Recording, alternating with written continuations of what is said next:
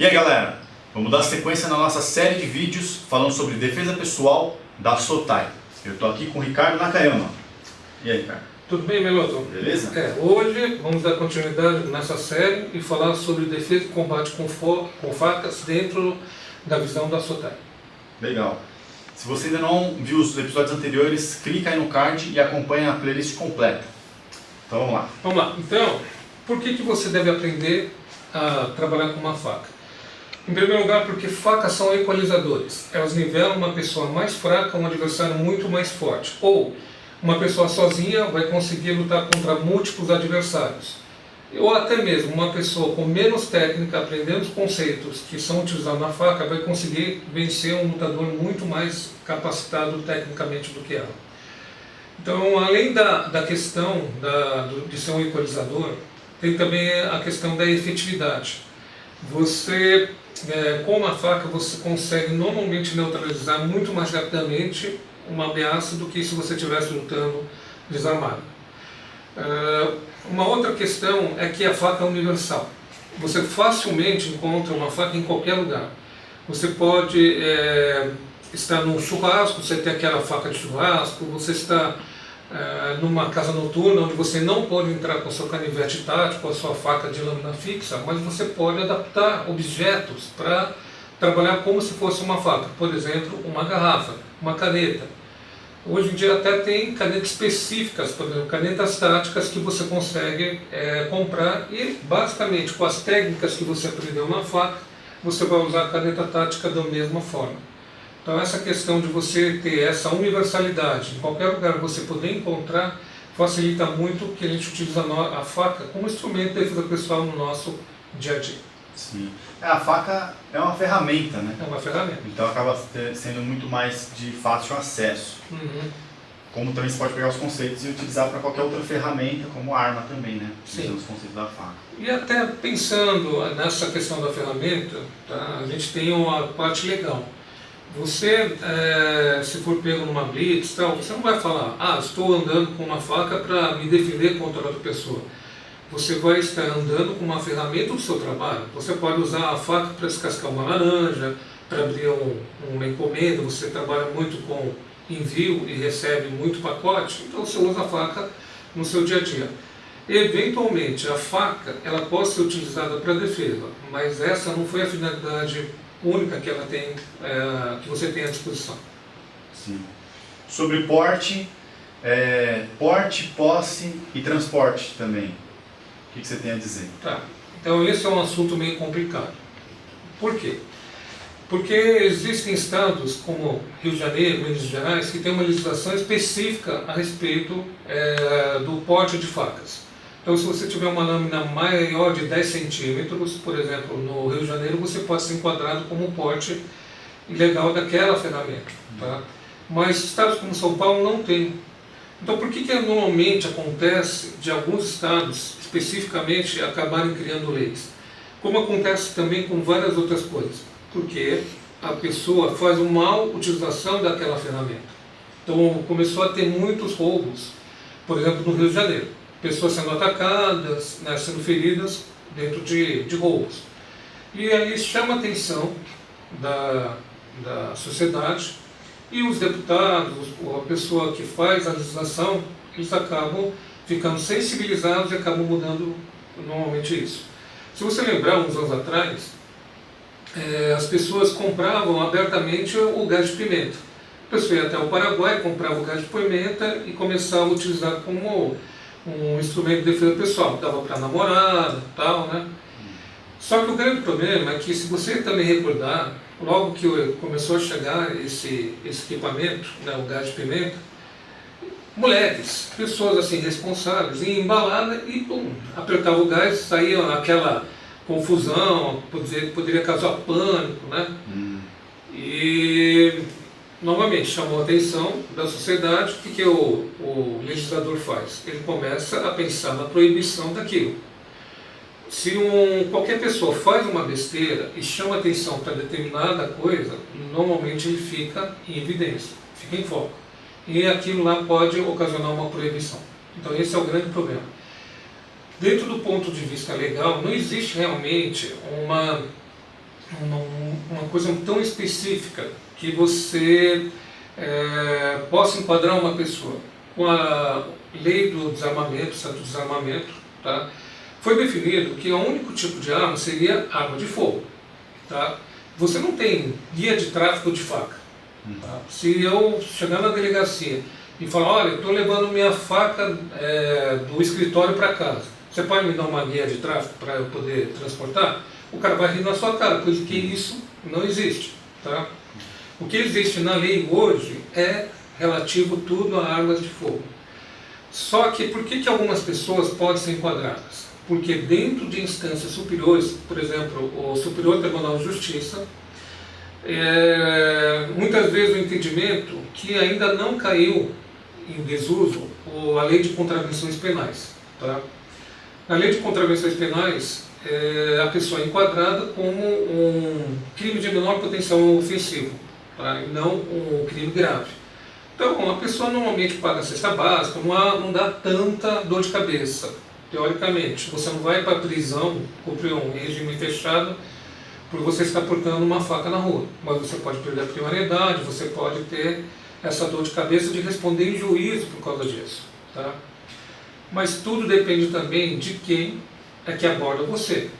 Então, se você pega, por exemplo, em São Paulo, um policial, ele pode pegar você numa blitz e falar, por que você está usando essa faca?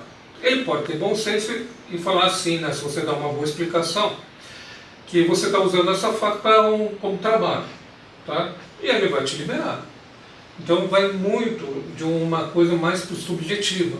Né? Não é uma coisa assim que cada pessoa vai ter uma determinação para fazer aquilo, a não ser naqueles estados específicos. Tá? Em São Paulo você pode ter uma interpretação da lei dependendo do agente da lei. Porque o que ele quer saber? Qual a intenção de você estar portando aquela ferramenta? Tá?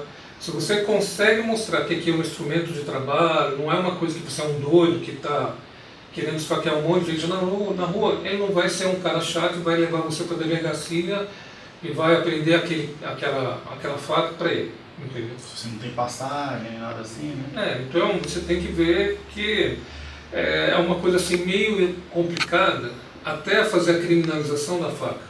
Porque eu sou um cara que gosta de comprar facas para churrasco. Então você tem aqueles estojos com um monte de faca grandes, né, para você fazer corte. Aí eu fui numa feira de culinária e resolvi pegar aquele estojo lá para levar para casa. Estou parado numa blitz, então eu tenho um arsenal. Estou levando para casa 5, 6 facas grandes para meu uso pessoal no churrasco. Então agora eu virei um criminoso, entendeu? Então é complicado você fazer essa criminalização. E também é muito, como eu poderia dizer, inefetivo. Por quê? Como eu falei, se eu tiver uma caneta, se eu tiver uma garrafa, se eu tiver uma chave de fenda, eu tiver outros objetos, eu facilmente adapto as minhas técnicas para aqueles objetos. Então não adianta nada a proibição. Quem quer usar vai sempre encontrar um meio para utilizar. E agora, por se portar perante uma situação de defesa pessoal? Então, primeira coisa, a defesa pessoal como eu falei nas primeiras aulas, é a prevenção. Então, se você chegou a ter que utilizar uma faca numa situação, é porque você falhou naquele primeiro momento de você evitar aquela situação de risco. Tá? E a partir do momento que você falhou, você tem que analisar alguns critérios para você justificar o uso da força, se você quiser agir dentro da legalidade. Tá? Então, existe uma desproporção física muito grande. Eu sou uma mulher, você é um estuprador, eu tenho 1,5 m de altura, você tem 1,85 m, você tem um porte físico grande, você tem uma boa musculatura, eu sou uma pessoa muito franzina. E eu estava transportando aquela ferramenta que meu namorado me pediu para levar para a casa dele. Tá? Ele comprou numa feira perto da nossa casa, mas eu não quis lavar no dia, estou levando um outro dia para ele. Por sorte. Então, estava com ela estrategicamente aqui no meu bolso. Estrategicamente por acaso. Por acaso. Aí eu vi que você, de repente, começou a me seguir. Lembra na primeira aula que a gente fala que as pessoas, muitas vezes, escolhem a vítima por uma questão de avaliação do risco e do benefício. Então, eu sou uma pessoa baixa, sou uma menina bonita, eu estou numa área mais isolada, tenho um terreno abandonado, tenho uma casa abandonada, E esse cara é um bandido que a gente chama de oportunista.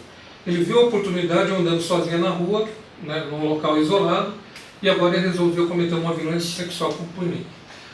Se eu estiver, né, atento, tá, ele começa, por exemplo, uma perseguição. Eu passei, ele estava no muro e aí ele começa a me seguir. Nesse momento, eu consigo perceber que eu estou sendo seguida por uma pessoa que quer alguma coisa de mim. Ninguém começa uma perseguição à toa. Então, conforme eu vou andando, discretamente eu já peguei e puxei a faca da minha mão. E naquele momento você nem percebeu, porque você está num ângulo que eu tampei a minha visão.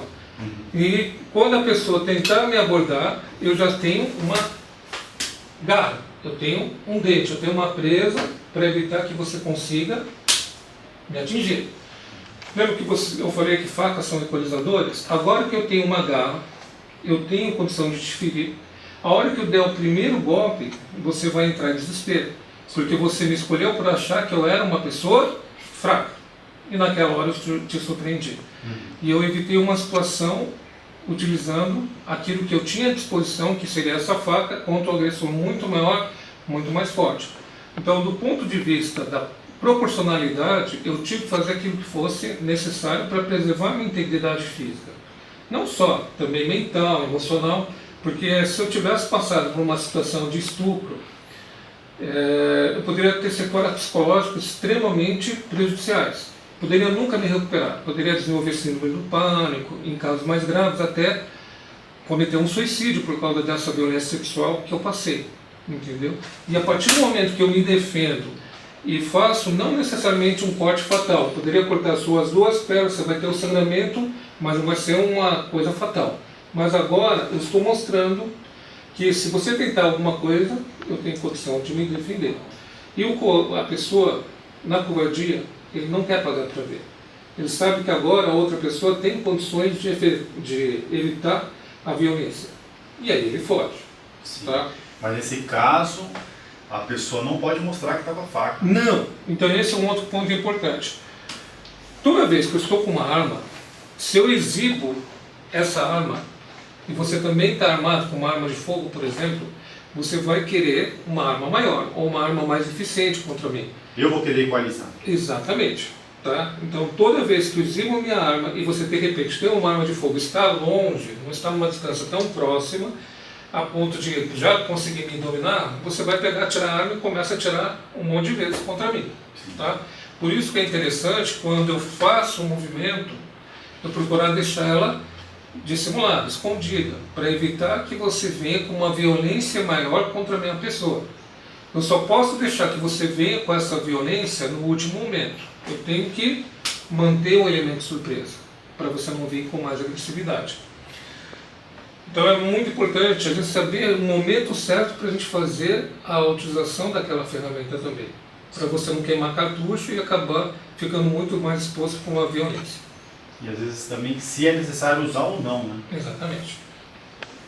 Tudo isso é uma questão de leitura corporal, a situação, né? Isso, aquele negócio que a gente conversou nas primeiras aulas, eu tenho que avaliar o risco. Então, o mais importante, dentro do aspecto da defesa pessoal, tá, é fazer a avaliação correta da situação. Eu tenho que aprender a dominar, em primeiro lugar, a mim mesmo.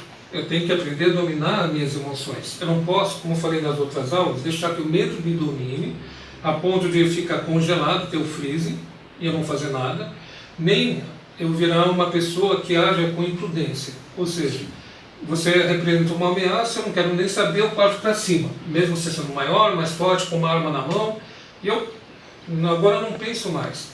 Eu faço o que a gente definiu nas outras aulas, ativação biomecânica escolhonada. Eu faço aquele gesto impensado e tento partir para a confrontação, mesmo eu não tendo condição. Então, agir no improviso, tá, é tão perigoso quanto você não fazer nada. Tá? E para isso você tem que ter o controle de si mesmo, controle emocional. O controle é importante, porque qualquer esbarrãozinho a pessoa já tem uma faca aqui, eu tenho uma faca, quero usar. Não. Aí ela vai acabar até sendo surpreendida algum dia sem ter chance de se defender, né? Porque a pessoa já sabe, ela está com faca. Exatamente. Se eu vier te atacar, eu sei que toda hora você está com uma faca, o que eu vou fazer? Eu vou pegar um pedregulho para atacar de costas para você, e eu não preciso ficar confrontando, vou te pegar também de surpresa, entendeu? Então a gente tem que tomar muito cuidado com esse negócio de ficar falando demais e ficar mostrando demais. A pessoa tem que ser discreta, não tem que ficar contando vantagem, não tem que ficar exibindo que tem uma arma de fogo. Se eu sou sou bandido, eu sei que você tem uma arma aqui, o que eu vou fazer? Um dia eu invado a sua casa, já expando você para você conversar onde está sua arma, entendeu? Então você mesmo foi o causador da tragédia que muitas vezes pode acontecer, não só com você, mas também com seus pais, com sua família, porque você acabou ficando muito exposto. Tá? Agora voltando, então você tem que aprender a controlar a si mesmo, você tem que aprender a controlar o adversário. Para isso que a gente treina. O treinamento serve para dar essa capacitação. Você ter condições de dominar o adversário é seguir aquilo que a gente falou também, que é não apenas ficar repetindo uma técnica, mas entender o que está por trás de cada técnica. Então, dentro da Sotai, a gente trabalha dentro de uma coisa que se chama conceitos. Eu não vou ficar simplesmente repetindo, você vai ter que entender porque eu faço cada coisa. Tá? Então, se eu estou numa situação, como eu falei, percebo que eu sempre estou falando com você meio de lado, sempre com as minhas mãos levantadas. Eu faço isso de uma maneira natural hoje, porque eu quero ficar sempre numa condição que eu tenho condição de me defender. Tá? Você está com a mão baixa, então se eu te atacar você vai ser facilmente neutralizado. Enquanto aqui, se você me atacar, eu tenho uma melhor condição de me defender, porque eu me mantenho mais ou menos preparado a qualquer momento, sem estar tenso, sem ficar neurótico, sem achar que todas as pessoas vão me atacar. É uma reação natural, um posicionamento natural que a gente tem que desenvolver no nosso dia a dia. Assim como a atenção, ficar atento ao que acontece ao nosso redor. A todo momento eu tenho que estar ligado. Tá? Mas sem ser no áudio.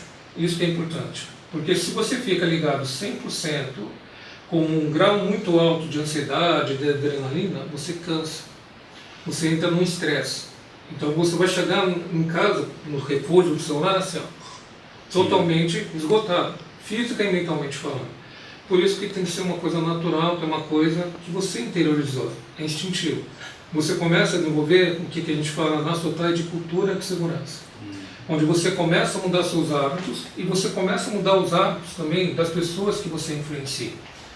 Então, em vez de você ficar preso na cultura do medo e você evita sair de casa, você fica erguendo barreiras, vai ficar preso através de grades, né, de portas de aço. Não, você não confia mais em ninguém, né? Isso, você se isola, você foge da vida, você acaba ficando prisioneiro do seu próprio medo. E é isso a cultura do medo. Não. A gente quer desenvolver em você a habilidade de você controlar o seu medo, transformar esse medo de uma coisa negativa para uma coisa positiva. Tá? Saber como trabalhar para evitar ser escolhido como uma vítima. Se você for escolhido como uma vítima, como você vai reagir de maneira assertiva para que você evite que aquela situação de violência acabe descambando numa situação de vida ou morte, que você pague com a sua vida por causa disso. E vem ao último domínio. Então, domine a si mesmo, domine o adversário, domine a situação. Eu posso ser o faixa preta, o Bruce Lee da vida. Eu posso chutar o teto. Eu posso ser muito rápido. Só que eu posso ser imprudente, porque eu não avaliei corretamente a situação como um todo. Então, você aponta uma arma de fogo, por exemplo. Aqui, pega a arma de fogo, por favor. Para mim. Então, a minha vida inteira eu treinei para me defender daquela situação ideal, onde o cara está na distância correta e eu consigo desarmar você com facilidade. Por que eu consigo desarmar você? Porque eu me trabalhei para ter explosão, precisão, conseguir evitar essa situação onde você vai conseguir atirar em mim. Tá? Mas existem muitas variáveis que, às vezes, uma pessoa que confia muito na sua técnica nem sempre avalia. Como é que eu sei que atrás de mim não tem uma segunda pessoa que vai dar um tiro nas minhas costas na hora que eu dominar o primeiro? Então eu não fiz uma avaliação correta do risco. A minha reação foi totalmente imprudente. Tá? Por isso que também a regra é que você nunca vai reagir quando somente bens materiais estiverem envolvidos. Se você quiser minha carteira, meu relógio, tá, eu vou entregar, mesmo eu tendo condição de dominar você. Porque não vale a pena o risco que eu vou correr. Eu somente vou reagir se tiver em risco o que é a minha vida. Você, por algum motivo, mudou a intenção do roubo para um homicídio. E através da minha percepção, da minha experiência, da minha vivência, eu vou conseguir perceber o momento dessa transição, onde você deixou de querer roubar algum bem material para você querer tirar minha vida. E eu vou fazer a reação nesse momento. Se você tiver com uma arma de fogo e de repente a gente arrumou uma treta, tá? Numa situação de briga de trânsito, ou então uma discussão banal, tá? Você está lá no barzinho, resolveu me ofender por algum motivo e eu estou armado, tá? Se você buscar na internet, você vai perceber que muitas vezes o cara sacou, foi lá, deu um tapa na cara, foi embora, guardou a arma e deu a cara de bonzão. Tem também situações onde eu saquei a arma, cheguei perto e o cara me desarmou, tomou minha arma e às vezes até me dá um tiro com a própria arma que eu queria intimidar. Eu já vi vários vídeos acontecer isso. Porque quem usa uma arma nem sempre vem com aquele estado psicológico de querer atirar. Às vezes o cara nem tem essa intenção. Numa briga de trânsito, então, sou o cara, quero mostrar que eu sou bonzão, mas eu não tenho coragem. Eu já vi isso acontecer, de um cara puxar uma arma para o outro, o cara falar assim, ó, atira, quero ver se você realmente tem coragem. E começar a caminhar para cima. E o cara que estava armado começou a tremer, voltou correndo para o carro dele e foi embora disparado. Ou seja, não teve coragem de usar a arma. É carregar a arma apenas como um amuleto, né? Na verdade, um amuleto. Ele acha que aquilo vai ser uma tábua de salvação para tudo. Não vai. Mas às vezes, tipo, mostrou, achou que, tipo, já era, essa situação... Ele vai dominar. Que nem eu vi uma situação de uma mulher, acho que ela era policial, ela mostrou a arma dentro do coldre, né? Mostrou assim, tô armado, não sei o que, e a pessoa, foda-se que você tá armado, tá lá, pô! Porque se não tiver realmente intenção de utilizar, não vai servir para nada aquilo. Agora, se você pegar uma pessoa que pegou uma faca para te atacar, ela não vai ficar ameaçando. Ele vai vir para cima com sangue nos olhos e te dar 30 facadas no meio da barriga. Ele vai te dar um monte de facada no meio do pescoço. Ele não ameaça. O estado psicológico dessa pessoa é ir para cima. Tá? E é um crime passional, um crime que envolve a pessoa estar comprometida, que a pessoa realmente quer tirar a sua vida. Não existe ameaça, existe o ataque. Tá? Por isso que a defesa contra a faca também é mais difícil do que a defesa contra a arma de fogo. Porque quando a pessoa está com a arma de fogo, como eu falei, ela pode não ter o conhecimento técnico para evitar que você desarme ela, e ela não quer atirar, ela quer te dominar, ela quer que você se submeta. Já uma pessoa com faca não quer te dominar, ela não quer a submissão, ela quer tirar a sua vida. Por isso que ataques com faca envolvem 20, 30 facadas. Nunca você vê um único ataque o cara parando, é muito difícil.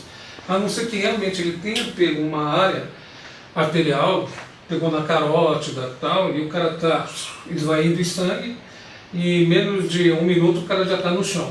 Tá? Nesse caso, sim, pode acontecer o cara dar uma facada, porque o cara sabe onde atingir, pode ter efetividade, e ele já sabe que uma facada é o suficiente. Tá? Mas é exceção. Normalmente o cara vai... Sim, então dar múltiplas facadas. Esse cara é o que não tem conhecimento. Isso. Que vai pra cima com tudo. Isso. E quem tem conhecimento sabe os pontos exatos. E como atingir, e como você pode, de repente, apenas ferir sem necessidade de matar. Então, quando você usa uma faca, você estuda também a parte, por exemplo, de anatomia.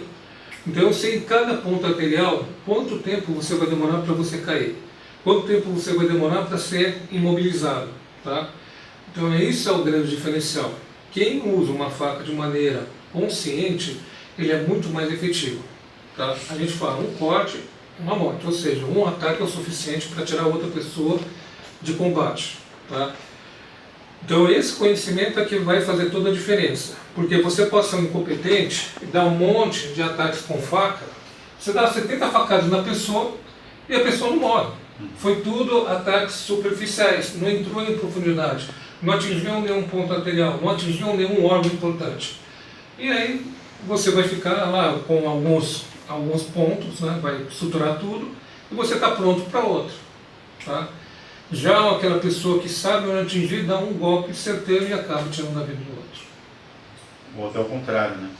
Ou até o contrário. No caso, se não era para matar e a pessoa foi lá e matou. Isso. Você pode, tipo assim, querer somente ferir, na verdade você atinge o ponto errado. E naquela hora o cara perde a vida. Tá, agora vamos começar a explicar dentro do ponto de vista da Sotai. Na Sotai a gente trabalha 4 conceitos básicos sempre. Não importa a ferramenta que você tenha à sua mão. Tá?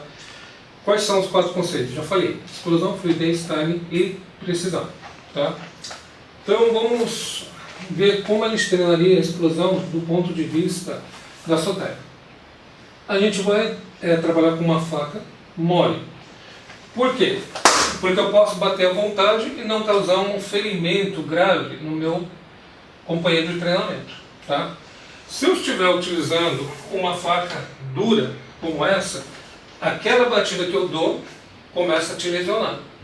E agora eu vou ficar inibido a trabalhar a minha explosão. Porque eu percebo que eu dou aquela pancada e você faz aquela cara de dor muito forte. Né? Então eu começo a não trabalhar com a velocidade que eu necessito para desenvolver a explosão. Eu começo a me frear, eu começo a diminuir a velocidade. Tá? Explosão é a capacidade de acelerar o movimento, dificultando ou impossibilitando a defesa do meu adversário.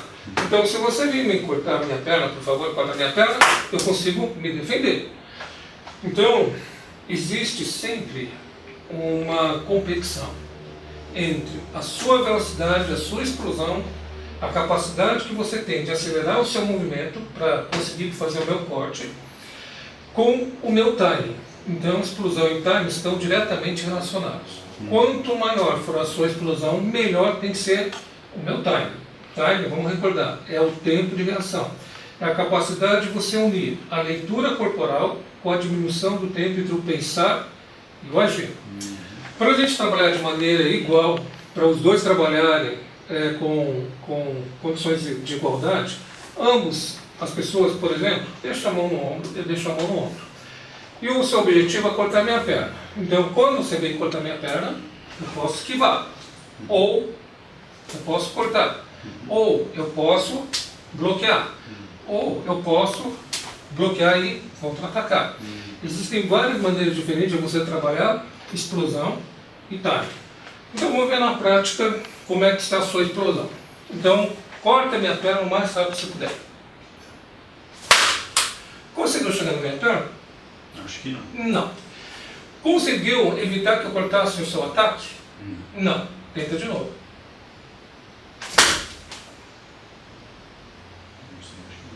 Não. Tá. Todas as vezes eu consegui me defender. Então isso mostra que meu tempo de reação, meu timing, está melhor que a sua explosão. Então, para começar a entender o que é explosão e timing, tá. Agora vamos fazer o diferente. Eu vou te atacar, lembre-se que aqui eu estaria atacando o seu olho, estaria atacando a sua carótida, e se eu conseguir te cortar a perna, na verdade, foi um corte no olho. Então é uma questão de vida ou morte para você. Então você tem que aprender o quê? A ter um tempo de reação melhor, porque se você não tiver esse tempo de reação, você pode pagar com a sua vida. Pode ser? Sim. Explosão é a capacidade de acelerar o movimento, dificultando e impossibilitando a defesa do seu adversário. Então, a ideia é entrar e sair do seu cortado. Captou? Sim. Pode? Sim, eu fico aqui e só... Tenta cortar meu ataque. Pode? Pode. Você acabou de perder o olho. Vou atacar a sua carótida. Tenta defender. Você percebeu que eu fui e voltei enquanto você ainda estava indo? Então, minha explosão está sendo muito mais rápido do que o seu tempo de reação. E você fica sem condição de se defender contra mim. Então é isso que a gente trabalha dentro da Sotai, quando a gente fala de faca. É pensar numa situação de vida ou morte, onde você trabalhando o conceito da maneira correta, você sempre vai ter uma vantagem em relação ao seu adversário. De que adianta você ser um faixa preta de jiu-jitsu, que na primeira aula aparece um faixa branca que nunca treinou nada e te finalizou? Você vai confiar nesse faixa preta de jiu-jitsu se você ver a aula dele? Não, você não vai nem querer treinar com ele. Mesma coisa, se eu estou ensinando uma técnica, eu tenho que mostrar que eu dominei o conceito, que tenho mais habilidade do que o meu aluno que me procura, porque senão eu não tenho credibilidade. Continuando, eu estava falando para você que a gente trabalhou agora 2 conceitos: explosão, velocidade de ataque, capacidade de acelerar o movimento para dificultar a defesa do adversário. E o timing, que é a leitura corporal aliada à diminuição do tempo entre o pensar e o agir. Agora a gente vai trabalhar o conceito da fluidez e da precisão. Tá? Vamos pensar no conceito da fluidez. Fluidez tem a ver com adaptação, tem a ver de você dominar a técnica, de você aprender quais são os movimentos possíveis com aquela ferramenta que você vai utilizar e você conhecer as ferramentas que o seu adversário também vai utilizar. A partir do momento que você tem esse domínio, fica muito mais fácil você aprender como utilizar esse conhecimento para você se adaptar e dominar o seu adversário. Então vamos ver como isso funciona na prática. Tá? Eu vou fazer um movimento simples para você. A gente chama isso de FCS sombreado. Tá? Então, o que a gente quer trabalhar nesse movimento? Um movimento fluido, contínuo. Eu quero ter um ritmo na hora que eu faço esse movimento. Ok? E tem aquele conceito da versatilidade, ou seja, eu posso fazer o mesmo movimento em situações diferentes. Para quê? Para eu conseguir agregar a fluidez no movimento. Ok? Então, o movimento, eu vou começar a explicar com a espada, que é mais fácil, porque são menos etapas. Você me estoca a minha barriga, eu fiz uma defesa. Por que eu defendi com a lateral e não com a parte cortante, o fio ou o gume? Porque aqui começa a criar dente dentro da espada. Então, esse movimento, eu faço o que a gente chama de side step. Eu faço uma saída lateral e bato com a lateral para não começar a criar dente na minha espada. Tá? Desse movimento eu vou te tacar aqui no pescoço. Então, você vai fazer um movimento defensivo. Vai deixar a sua espada na horizontal, na vertical, porque aqui você aumenta a possibilidade de defesa. Você tem uma área maior do que você tentar defender na horizontal. Defenda na vertical. Eu faço isso, você defende isso. Aqui. Sempre deixando a lateral e nunca a parte cortante, porque senão cria o dente. Só que aqui você percebe que se eu tiver força, eu posso empurrar a espada. Então a gente faz o que a gente chama de power assist. Quer dizer, você vai fazer esse movimento para fazer um freio. Para você, caso você me ataque dessa maneira aqui, ó, aqui eu paro. Enquanto se eu fizer aqui, se você for forte, de repente ele cede. Então eu faço um power assist. Então vamos lá, devagar. Eu faço 1, você defende 2 e você defende 3. Então são somente 3 movimentos. O primeiro movimento, uma defesa, 2 contra-ataques de dentro e para fora. Entendeu? Sim. Nesse segundo caso aqui, é sem a lâmina também, né? Sem contato com o fio, lateralmente. E isso, sempre lateralmente. Sempre usando as laterais, nunca usando a parte cortante. A lâmina vai ficar para cá, então. Isso, então vamos lá fazer devagar, bem para você entender. Atacou. 1, 2, 3. Captou? Agora a gente faz a inversão. Eu vou te atacar, defende, contra-ataca aqui, lateralmente e na outra lateral. Ah, mas eu estou atacando com o fio. Sim, porque o seu objetivo é cortar. Então quem ataca não espera que a outra pessoa defenda. Tá? Mas eu, por ter a minha habilidade, a minha fluidez, eu consigo perceber o seu ataque, eu vou me adaptando e vou me defendendo. Captou? Então vamos lá de novo. Ó. 1, defende. 2, 3, 4, defende, contra-ataca. 4 embaixo? É isso, 4 embaixo defendendo, contra-atacando que nem eu fiz, do outro lado, aqui. Aí começa o novo. 1, 2, 3, 1, para baixo, 4, desse lado e do outro lado, 5, 6. Então, primeira coisa, você vai ter que aprender a dominar a técnica, os movimentos. E você vai, na fluidez, fazer tantas vezes quanto sejam necessárias para não pensar no movimento. Eu estou fazendo de maneira intuitiva e você vai repetir tantas vezes esse movimento comigo que você vai se defender e contra-atacar de maneira intuitiva. Então, se eu faço isso, eu nem preciso ficar olhando para você. Eu consigo fazer isso. Ou eu poderia pegar meu celular, estar vendo o WhatsApp e eu não penso no movimento, entendeu? Automático. Automático. Então a fluidez, você deixa de pensar no movimento e você já vai executando. Então não importa que a gente aumente a velocidade, você vai fazer o mesmo movimento. Quando você não tem fluidez, você começa a pensar qual é o próximo movimento. Entendeu? Então fluidez é a primeira coisa, dominar a técnica. A partir do momento que você domina a técnica, você deixa de pensar de como você vai fazer a técnica. Você adquire uma memória muscular do seu corpo, vai responder de maneira automática. Natural. Natural. Então o movimento se torna o mais intuitivo possível. Então esses são os princípios para você dar fluidez. Começa a aumentar a velocidade. A partir do momento que você dominou a técnica, você deixou de pensar a técnica, a velocidade mostra o domínio que você tem na técnica. Tá? Porque agora você não vai ter tempo de pensar. Então, quanto mais rápido você fizer um movimento, melhor para você trabalhar a fluidez desse movimento. Então, um exercício simples de fluidez. Tá? Agora, usando uma faca. Aí a gente vai fazer o asterisco. Então, vamos ficar de frente para cá. O asterisco corresponde a 8 movimentos. Eu tenho que fazer um X invertido, um horizontal e um vertical. Tudo bem? Vamos fazer só o X, ó. 1 e 2, só o X. Desce e desce cortando nas diagonais. Pegou o movimento? Agora vamos fazer o X invertido. Você já deve ter treinado isso com o Rodrigo Ramos e tal, que como ele trabalha a base do cara, ele trabalha bastante esse conceito de fluidez. Você já conhecia o asterisco? Sim. Perfeito. Então, isso é muito bom. Ó, sobe e sobe. Sobe e sobe. Então, é o X invertido. Perfeito? Certo. Muito bom. Agora a gente faz horizontal e vertical. Muito bom. Faca trabalha economia de movimentos, menor distância entre 2 pontos. Então, se você perceber, quando eu subi, eu já cortei.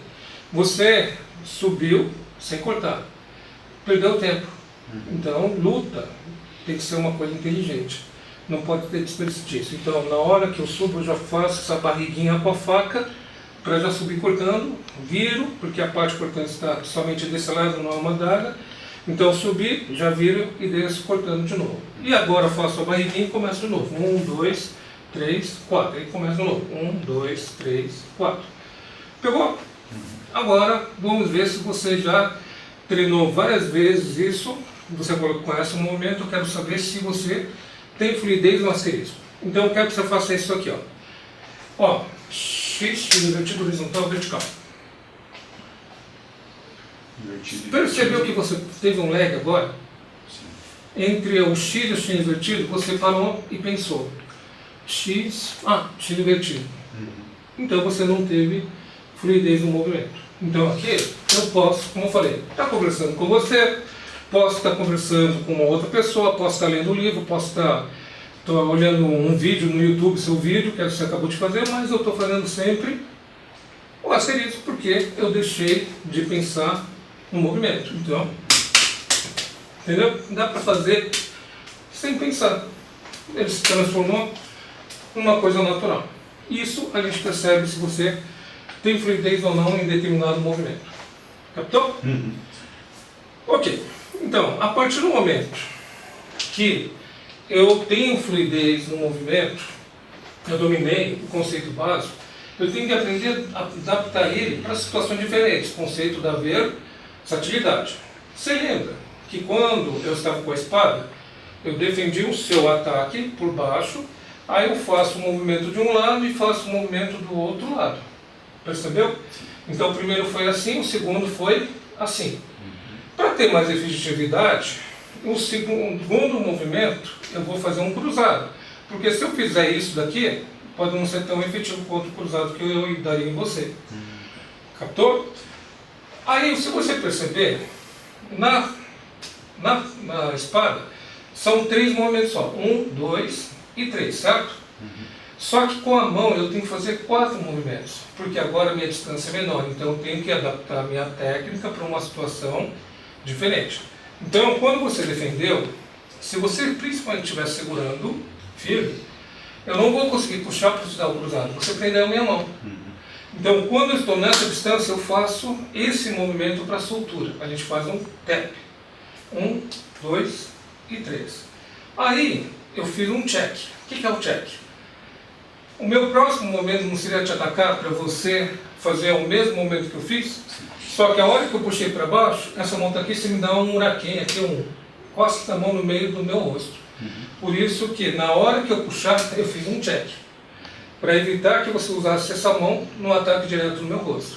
E agora você defende com aquela que está livre, aproveita e dá o primeiro ataque com as costas da mão, limpa essa. Com as costas da mão? Essa, pá, por aqui. É um back fist. Tá, então... Dito com dor. Pum, back fist, que nem o Bruce Lee fez. É porque ela estava travada aqui. Com o O'Hara no Operação Dragão. Sim. Vamos lá. Então... Essa mão está travada, então isso. se eu tirar ela de um jeito. Só que por dentro. Dá um tapinha aqui e Isso, entra. não, entra com o cruzado. Perfeito. Então eu me defendi. Só que agora você vai puxar para me atacar a minha barriga. Com essa mão? Essa mão. Isso. Então você fez o check. Para evitar que eu te desse um golpe na hora que você puxasse para a barriga. Eu fiz um, fiz dois, limpei, deu cruzado. Fiz o check. Você vai fazer um, faz dois, limpa por dentro e dá o cruzado. 3. Agora faz o check para puxar para baixo e começa de novo. Embaixo 1, 2, 3, 4, você. 1, 2, limpa. 3, 4, faz o check, ataca embaixo.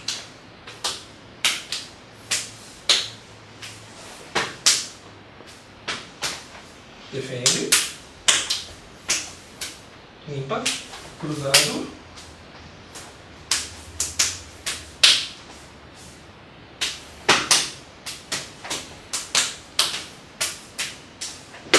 Errou, seria um cruzado. Erro.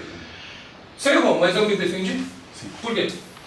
Estava pronto, esperando. Porque a gente não está decorando movimentos, a gente está aprendendo a trabalhar fluidez. Fluidez é o quê? Adaptação. Então, quando eu estou fluindo com o meu adversário, a gente está preparado, tem que estar preparado para aquilo que possa acontecer. Você, para aprendizado, repete um movimento, mas depois de um tempo você começa a mudar os movimentos e trabalhar a fluidez para você dominar o seu adversário. Captou? Sim. Então, fluidez é isso. É você se adaptar a todo momento. E você conseguir dominar a técnica para conseguir fazer uma dança com o seu adversário. O intuito sempre de ter esse domínio. A técnica seria uma base, um kata. Isso, a partir uma daí, forma. uma forma. E aí você flui para você... Você já falou isso. Você entra pela forma e depois você sai pela forma. Você deixa de fazer aquele movimento repetitivo e vai criando sua própria maneira de lutar. Então, quando a gente trabalha dentro da Sotai, a gente aprende a transformar os nossos movimentos, aquilo que a gente tem dentro de nós, tá, numa coisa eficiente. Tá? Tudo aquilo que você tem a nível de conhecimento, você tem que soltar no momento do combate.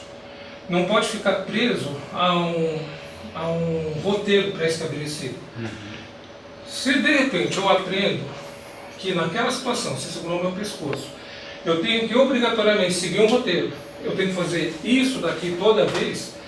Se você tiver com uma coquilha e eu bato e machuco o meu joelho, agora eu fico perdido, porque eu não sei o que fazer. Entendeu? Porque eu vou ter que sair do roteiro. Então, regra de defesa pessoal é: se uma técnica não der certo, muda a técnica, aprenda a se adaptar. E se você perceber, quando a gente está fazendo esse movimento, que você sobe embaixo, ó, eu estou querendo que você não pense no movimento e você flua comigo no movimento, entendeu? A gente está fluindo. Você deixa de pensar e a coisa se torna cada vez mais natural para você. E se você realmente conseguiu interiorizar isso e eu te ataco, você responde também de maneira instintiva. Quanto mais você treinar e mais você adquirir a fluidez, na hora que uma pessoa de repente ataca de surpresa e você tem que fazer a defesa, você vai fazer isso de maneira natural. Porque você condicionou o seu corpo a responder de maneira automática. Tá? Então a fluidez tem essa característica. Deu para entender o conceito de fluidez? Muito legal. E esse tipo de exercício de fluidez aí a gente pode pegar um vídeo, né? Pegar algumas bases aí do Panatucan e tá fazendo um vídeo separado também. A hora que você quiser. Legal. E o último conceito é a precisão. Precisão tem a ver com efetividade. Você vê que eu associo normalmente àqueles 4 princípios fundamentais, tá?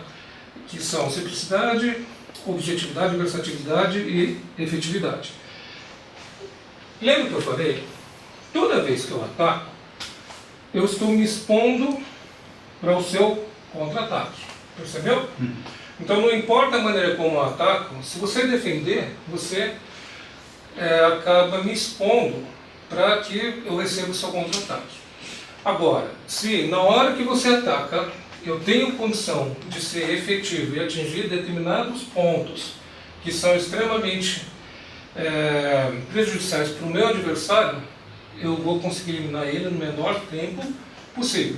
E só consigo fazer isso se meu ataque for o quê? Preciso. Se eu errar a distância, em vez de você me ataca, eu cortar o seu olho, de repente eu cortar a ponta do seu nariz, você vai ter um sangramento, mas você pode ficar mais nervoso e vir para cima com mais agressividade. Sim. Se eu cortar os seus 2 olhos e vazar, você não vai ter mais combatividade. Você está extremamente prejudicado numa situação de combate comigo. Então isso é o conceito da precisão. Então a gente tem vários exercícios para trabalhar cada um desses conceitos. Tá? E são exercícios, como falei, dentro do aspecto da simplicidade, para que você aprenda rapidamente, ter condição de utilizar isso no menor tempo possível na hora que você começa o aprendizado dentro da sua técnica.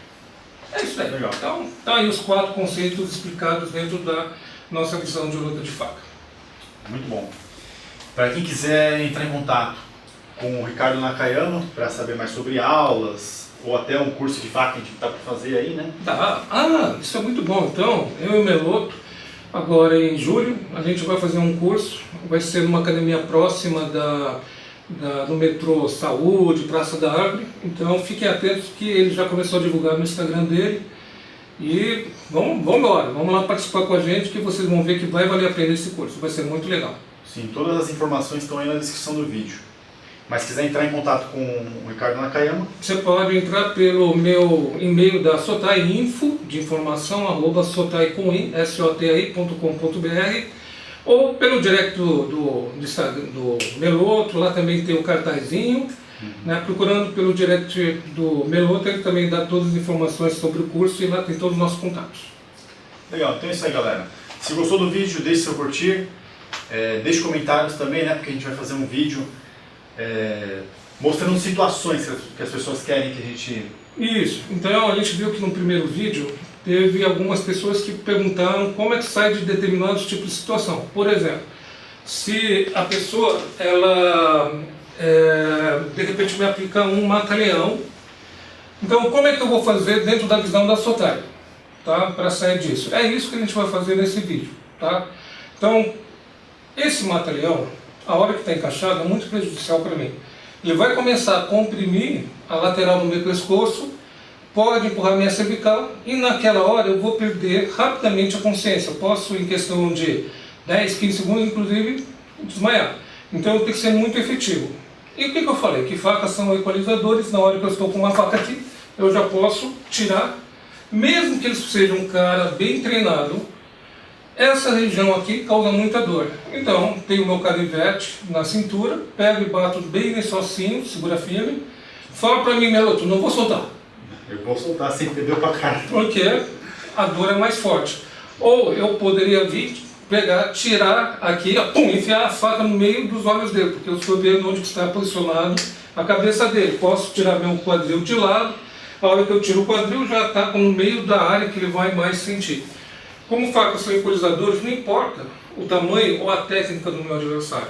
A hora que ele tiver uma faca enfiada no meio do crânio dele, com certeza ele vai me soltar. Mas cuidado, a gente não defende a violência gratuita. Eu estou fazendo isso porque eu só posso ter uma chance. O cara veio me matar. Então eu estou agindo para preservar a minha vida, fazendo os meios necessários para dominar. Tecnicamente falando, o Meloto faz jiu-jitsu, ele dá aula disso, tá? Então ele tem muita eficiência na aplicação do mata-leão. Se eu tentar fazer uma técnica com minhas forças, tentar me soltar, ele pode ter um bom limiador. Então tudo aquilo que a gente vê normalmente que as pessoas ensinam, de repente eu dou uma cotovelada, dou um pisão, tento fazer ele sentir dor e soltar, pode ser que para ele não funcione. Ele é maior, mais forte do que eu. Tento tirar a mão, não vai conseguir. Por isso que eu vou usar as ferramentas que eu tiver à minha disposição para ser mais efetivo. Então, no nosso time não existe regra. Você faz aquilo que é necessário para sobreviver. O mais importante é você conhecer a ferramenta e saber como utilizar. Então, basicamente isso. A gente vai ver as perguntas que o pessoal fizer, qual o tipo de situação que eles querem que a gente mostre, como seria a saída, e a gente ensina nesse especial. Legal. Não sei quando vai saber, vai depender de vocês participarem e mandarem para mim que tipo de situação vocês querem que a gente responda. Sim, escreve aí nos comentários aí. Qualquer situação que você imaginar, que você queira saber como sai, agarrão de cabelo e tal. Uma pessoa segurando de um lado, do outro lado querendo socar você. Sim. A gente vai responder tudo. Pode ser. Deixe aí nos comentários que a gente vai responder tudo. Se inscreva no canal se ainda não for inscrito e ative o sininho de notificação para não perder os próximos vídeos. Valeu e até a próxima. Até a próxima.